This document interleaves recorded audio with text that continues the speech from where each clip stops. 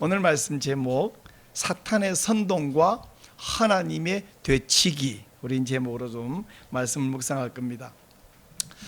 독일의 철학자 가운데 유명한 헤겔이라는 사람이 있어요. 아시죠? 헤겔이 변증법이 뭐라 그러냐면 세상은 역사가 정반합으로 진행된다 이렇게 말했어요. 간단하게 말하면 이런 거예요. 첫째, 이 똑바른 올바른 사상이 먼저 있으면 반드시 여기에 반대되는 사상이 생겨난다는 거예요. 그러면 이 정이 있고 반이 있으면 이 정이 반의 이 주장과 사상을 보면서 참고해 가지고 수정해 갖고 더 나은 생각을 만들어내면 그게 합이라는 거죠. 근데 정이 있어서 반대가 생겨서 합이 생기면 이제부터는 옛날 정은 없어지고 반도 없어지니까 새로운 합, 이게 바로 합이 바로 새로운 정이 된다는 거예요. 근데 그러면 끝났느냐? 아니면 이 합이 만들어 놓은 새로운 정에 또 반이 생겨난다는 겁니다. 그러면 또 이걸 참고해서 새로운 합이 만들어져. 이렇게 해서 계속 정반합, 이 합에 또 새로운 반이 생겨서 정반합, 점점 발전한다. 자, 이렇게 하면 세상이 점점 발전되겠죠. 뭔가 불만도 있고 뭔가 좀 불편도 있고 그렇게 생각하면 또 수정해 갖고 자꾸 만들어 나가면, 자, 그러면 인간이 한 100년 전, 1000년 전 생각해보면 지금은 사상이 얼마나 발달되고 올바라졌고 선해졌고 정말 좋아졌습니까? 기술은 좀 그렇게 된 것 같은데 인간의 생각이 엄청 선하고 그렇게 졌나요? 제가 보기에는 글쎄요, 옛날 사람들보다 훨씬 훌륭해졌냐? 그런 것 같지가 않습니다. 어떤 면에서는 이 정반합의 원리로 세상이 발전한다는 헤겔의 변증법이 맞아요. 그러나 성경적으로 볼 때에 하나님의 말씀 앞에서는 헤겔의 변증법이 맞지 않아요. 왜? 하나님 말씀은 영원 전부터 지금까지 앞으로 영원히 언제나 정이지, 사탄이 주장하는 사탄의 모든 이 충동질은 전부 반인데 하나님이 단 한 번도 사탄의 주장을 보면서 그거 좀 참고해야지, 좀 수정 좀 해보자, 그래서 새로운 합을 내놓은 적이 있다 없다? 없어요. 앞으로 없어요. 영원한 정, 하나님의 말씀은 영원한 정인 줄로 믿으시기 바랍니다. 아멘. 자, 사탄의 선동, 사탄의 비방, 사탄의 반대, 사탄의 회방짓은 단 한 번도 도움이 되지를 않아요. 오로지 이것은 극복해야 될 거짓 선동일 뿐입니다.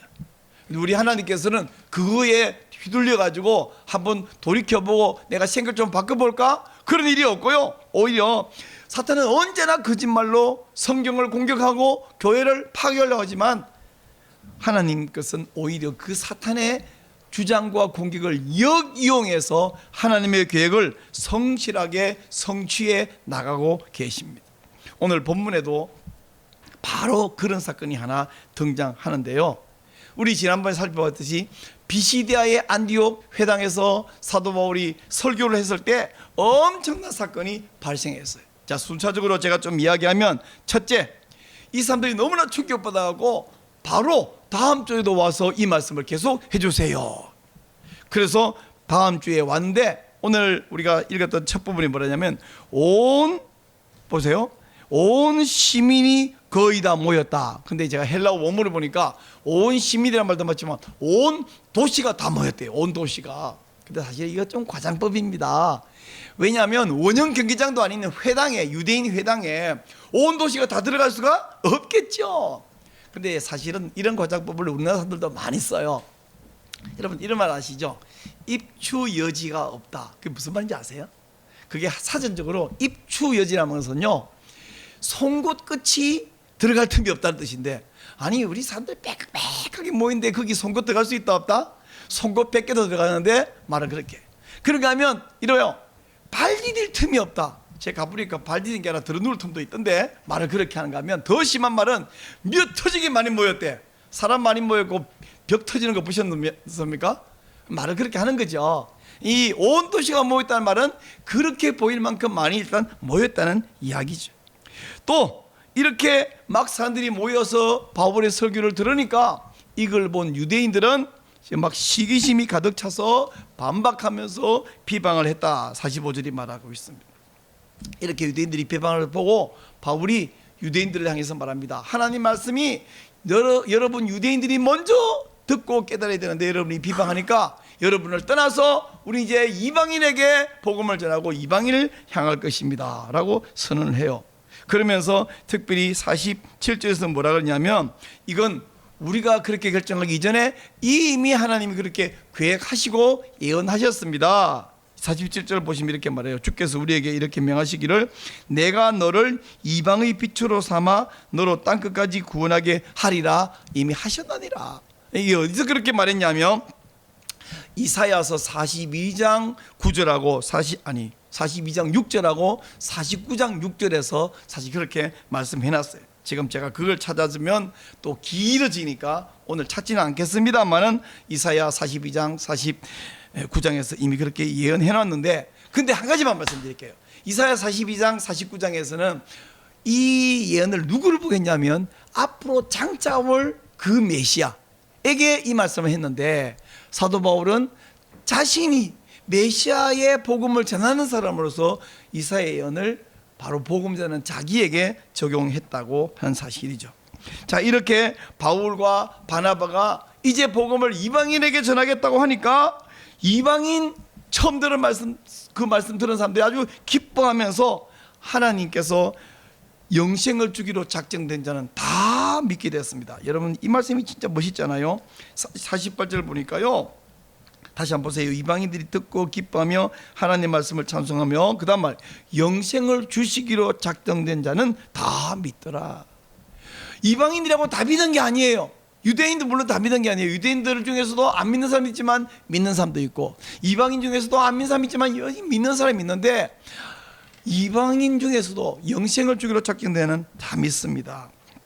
자, 이렇게 많은 사람이 믿으니까 이제 유대인들이 안 되겠다. 그 도시에 있는 이 비시 안디옥에 있는 유역자 그리고 귀부인들을 선동질을 했습니다. 여기 선동이라는 단어가 50절에 나오죠. 선동하여 바울과 바나바를 박해하여 그 도시에서 추방하도록 만들었어요.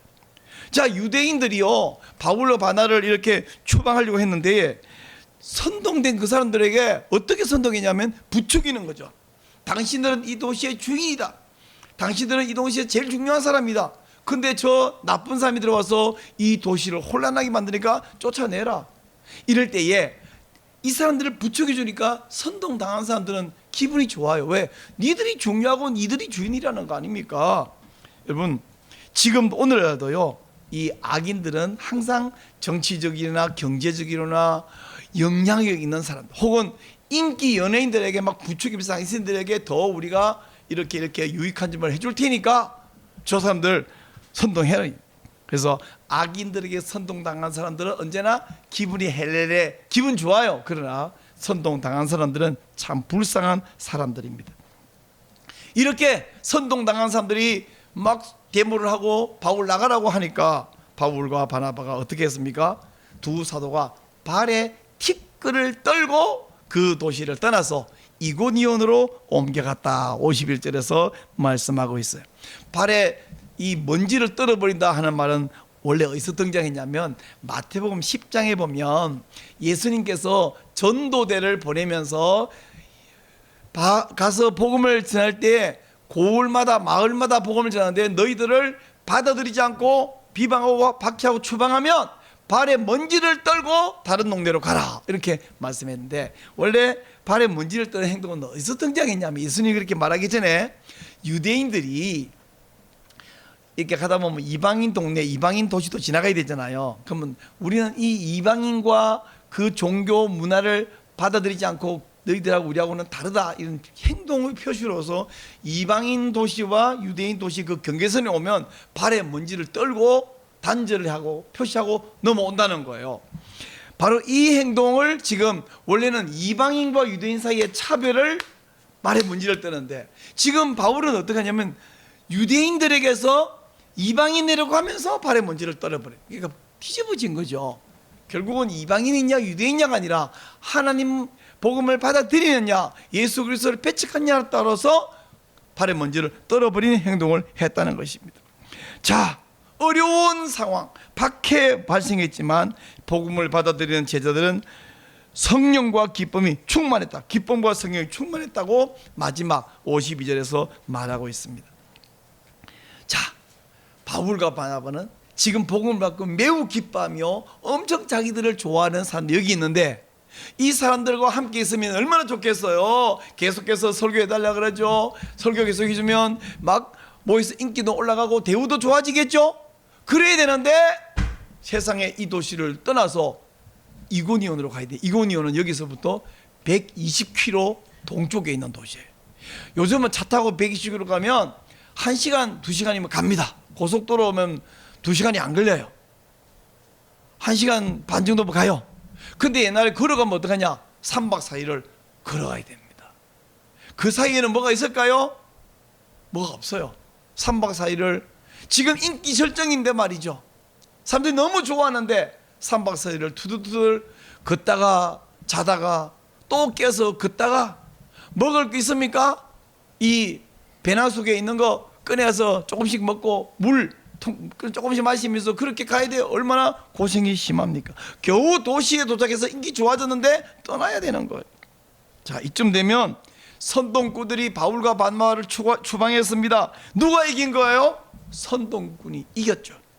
하지만 좀 더 넓은 시야로 보면 선동꾼이 이긴 것 같지만, 이 선동꾼들은, 이 나쁜 유대인들은 오히려 바울과 바나바의 선교를 도와준 것밖에 안 됩니다. 무슨 이야기냐? 성경에 보면 악인들이 하나님께 덤벼들고 거짓말로 사람을 속이고 선동하는 일은 창세기부터 시작해서 줄곧 요한계시록까지 다 있거든요. 그 이야기를 몇 가지 제가 좀 해드리면 여러분이 전체 꿰지면서 이해가 될 거예요. 그런데 우리 하나님은 어떤 분이냐? 왜 저놈들이 선동에 내두느냐면 하나님은 되치기의 명수이기 때문입니다.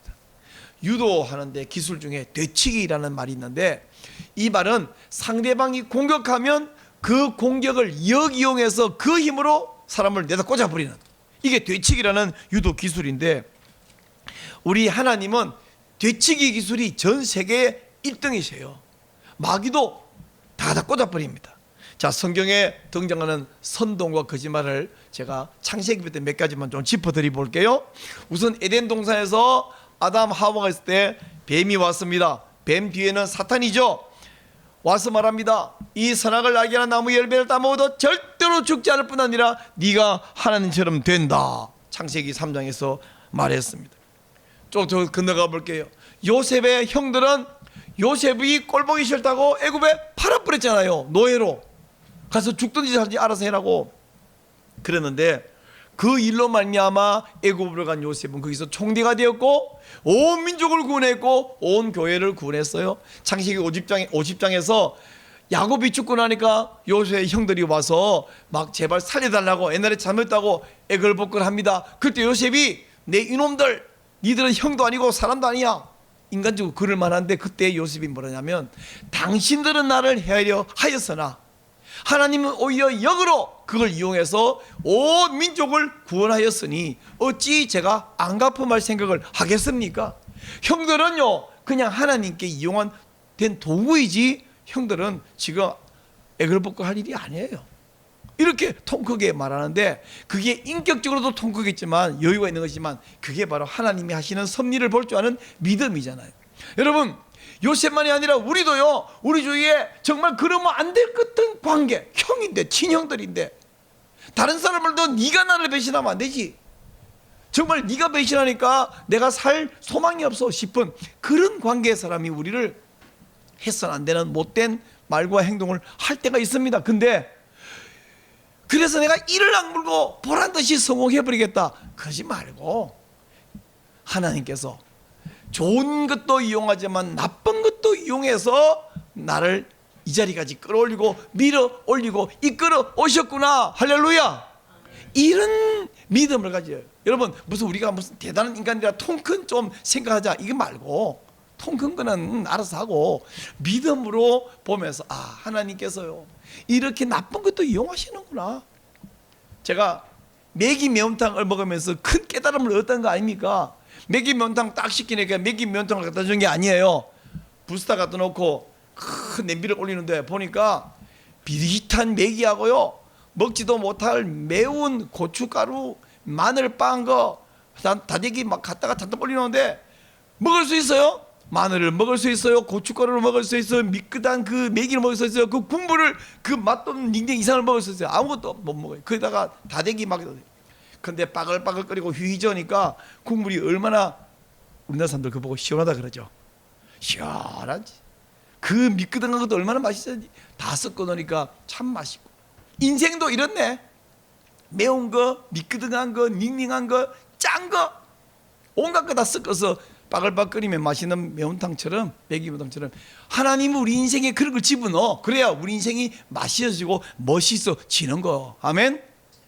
자, 구약시대 선지자들 하나님을 위해 살았는데요, 스데반이 설교할 때 그런 이야기해요. 여러분, 우리 조상들이 어떤 선지자를 박해 안 한 경우가 있습니까? 모든 선지자들이 박해를 받았어요. 그러나 그들은 그 박해를 받으면서 모두 메시아를 예언했습니다. 또 예수님이 오셨어요. 사람들은 고사하고 예수님을 사람들은 박해합니다. 사탄은 가룟 유다, 예수님의 제자 믿을 만해서 돈 주머니를 맡겼던 가룟 유다를 선동해서 충동질해서 예수님을 배반하게 하고 팔게 만들었어요. 유대인들은 또 유대인 지도자들이 순진한 백성들을 꼬시고 선동해갖고 예수님을 십자가에 못 박아라, 못 박아라, 못 박아라. 무슨 죄로? 왜 죽여야 되는데? 빌라도가 물을 때에 무조건 닥치고 못 박아라.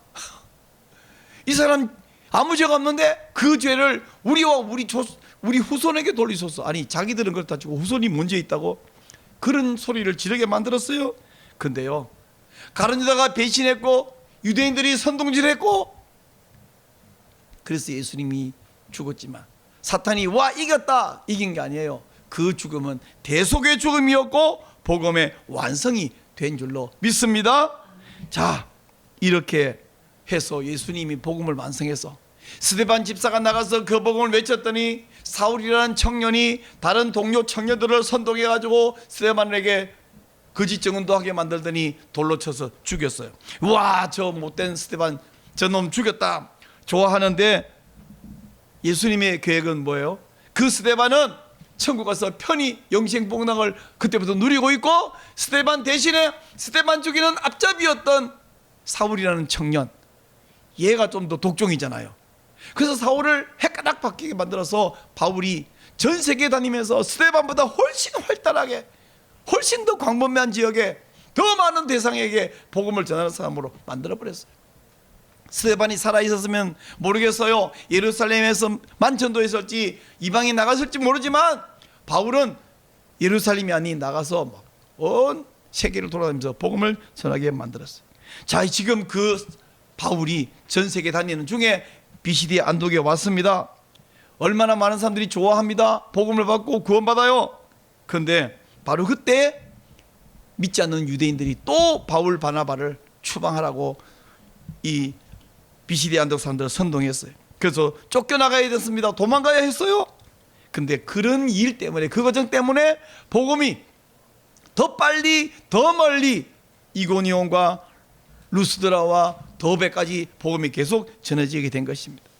사탄과 그 졸개들은 에덴 동산에서부터 시작해서 여기 지금 바울 복음 전하는 여기까지 계속 사람을 거짓말로 선동하고 교회를 박해하고 전도 못하게 하고 구원 못 받게 하고, 근데 한 번도 성공해 본 적이 없습니다. 그들은 언제나 와 드디어 성공했다 할 때 하나님이 그 순간 되치기를 하신 거예요. 하나님의 계획은 사탄의 회방지 때문에, 이 악인들의 선동질 때문에 더 빨리 더 확실하게 그 계획이 성취되어 왔고 앞으로도 성취될 줄로 믿습니다.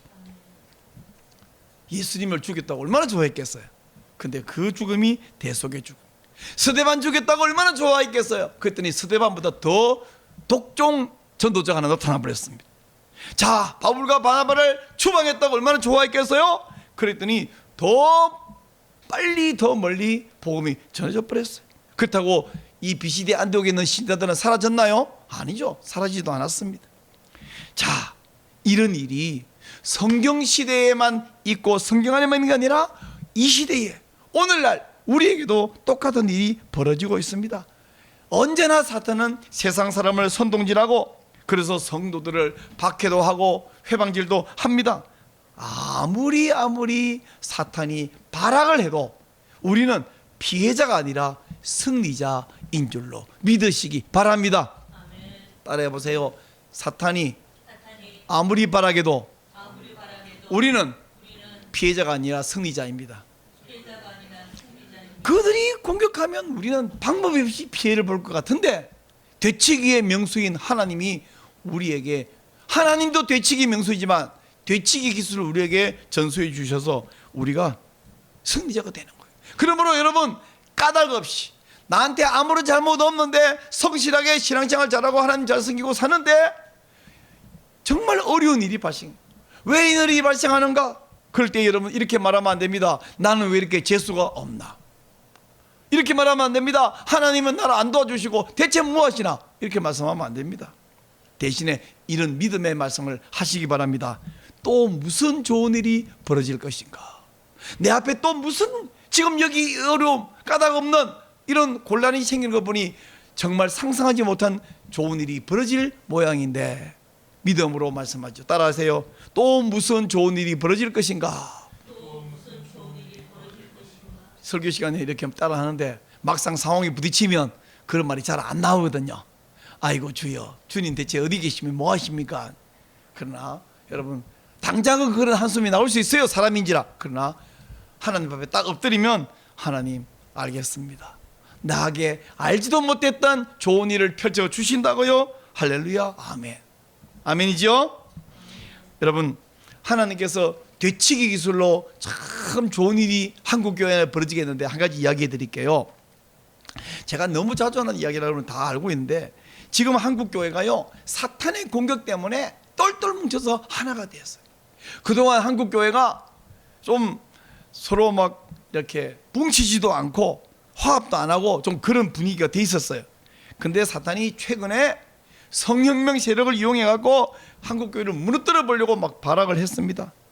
차별금지법 만들겠다는데 여러분, 다른 모든 법은요, 어떤 죄를 지으면 몇 년 이하의 징역, 또 금액 얼마 이하의 벌금 이렇게 돼 있는데 이 차별금지법엔 무슨 짓을 하냐면 500만 원 이상의 벌금을 매긴다 이렇게 정해놨어요. 법이. 그 법을 지금 통과시키겠다는 건데 만약에 그 법이 통과됐다, 제정이 됐다 그러면 제가 설교 시간에, 제가 설교하면 유튜브로 다 나가잖아요. 지금 오늘날 유튜브로 안 나가는 목사가 어디 있어요? 다 나가는데 동성애는 하나님이 아주 가증스럽게 여기며 이것은 인간이 멸망할 정말 나쁜 죄입니다. 이건 나쁩니다. 이렇게 말을 했다. 그러면 그 설교를 들은 사람 한 사람이 고발해가지고 벌금에 뭐 500만 원 내는데 유튜브에서 10만 명이 그 설교를 들었다고 집단 소송하면요 5천억 원 내입니다. 5천억 원. 5천억 원을 감당할 목사나 그런 교회가 어디 있어요? 근데 사탄이 이런 짓을 하니까 한국교회가 똘똘 뭉쳐갖고 이를 막아내고 있습니다. 그래서 이 일을 막는 데는 동서화합하고요, 좌우가 하나가 되고 진보와 보수가 하나가 되고 있어요. 성혁명 세력이라고는 이 공동의 적이 있다 보니까 우리 한국교회 이단만 빼고 다 하나가 뭉쳐졌어요. 교단도 지역도 정치 성향도 전부 다 하나가 된 한국교회가 정말 똘똘 뭉쳤습니다. 정말 연합이 잘 되고 있습니다. 이것이 바로 하나님의 되치기입니다.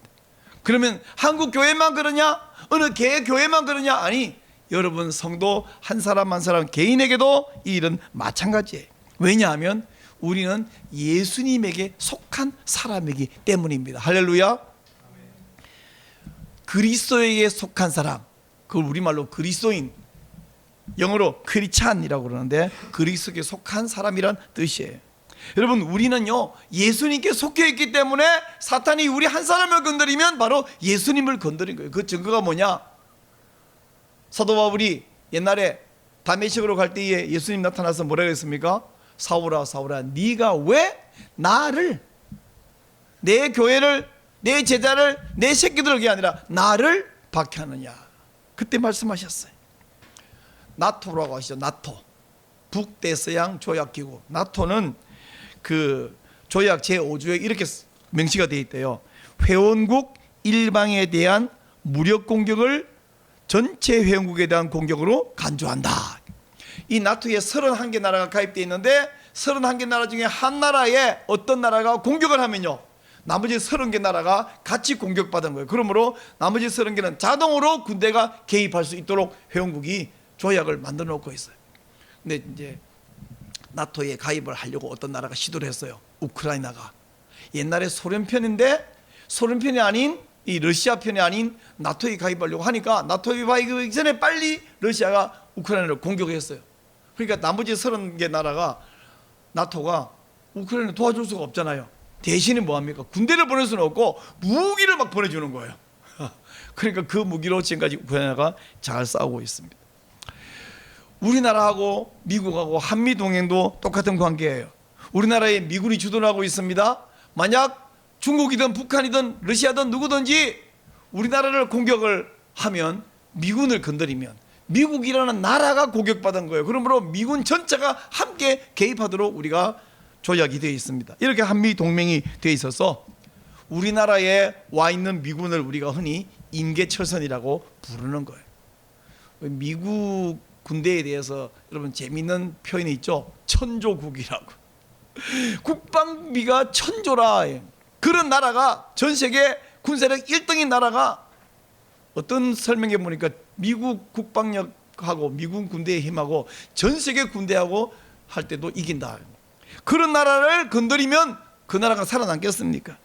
바로 우리나라는 한미동맹을 맺어야 됐기 때문에 미국을 건드릴 수 없기 때문에 우리나라를 건드릴 수 없는 거예요. 바로 이 나토 회원국 사이의 관계처럼, 한미동맹의 관계처럼 하나님과 우리가, 예수님과 우리가 바로 그런 관계라는 사실이에요. 할렐루야.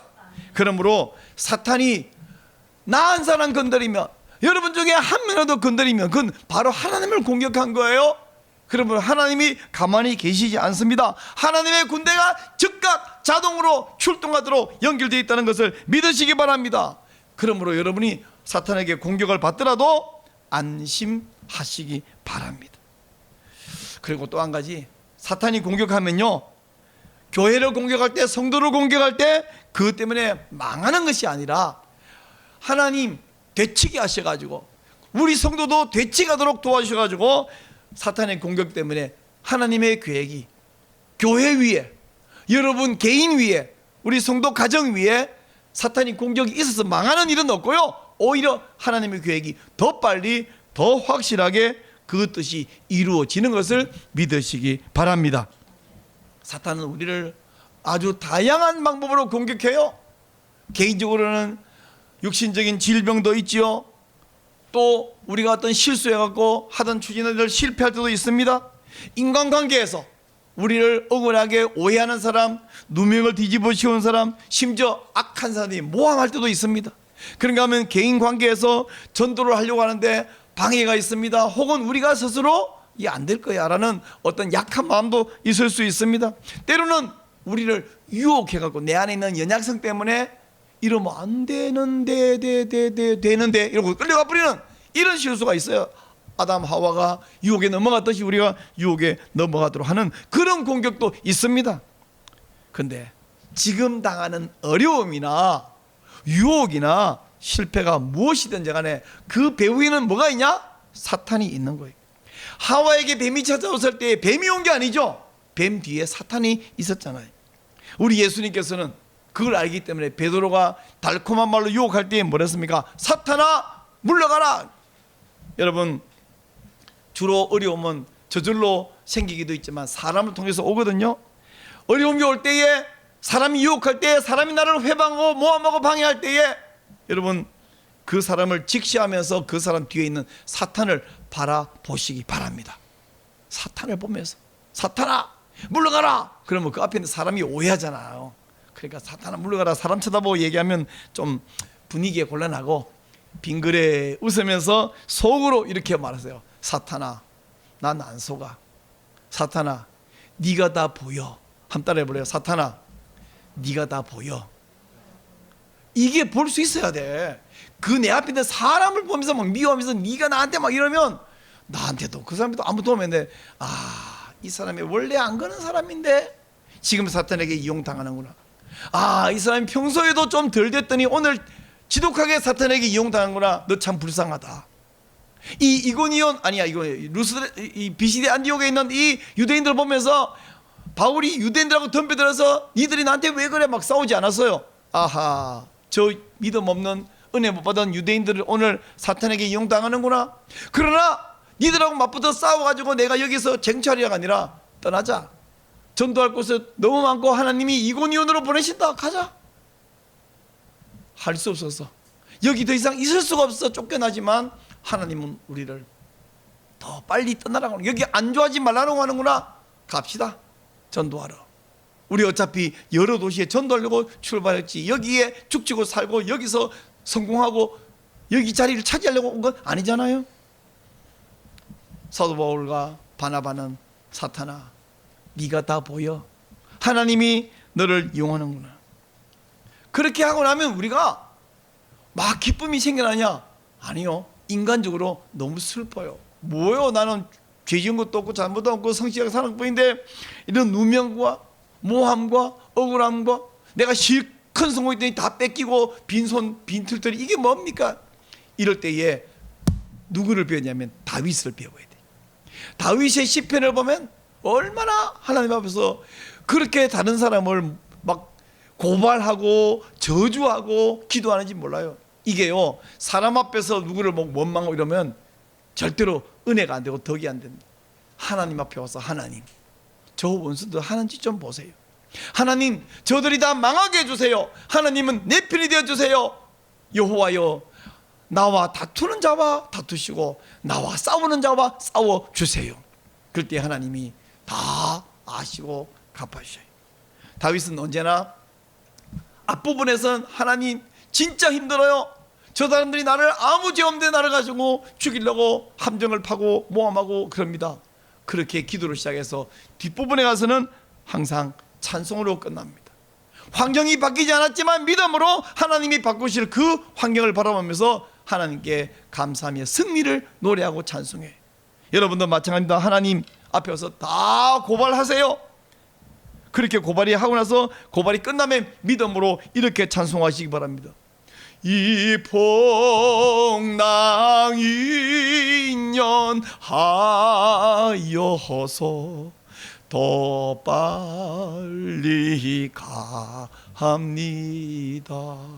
풍랑이 오고 모함이 있고 질병도 있고 실패도 있는데 이런 어려움과 실패로 말미암아 내가 더 빨리 갑니다.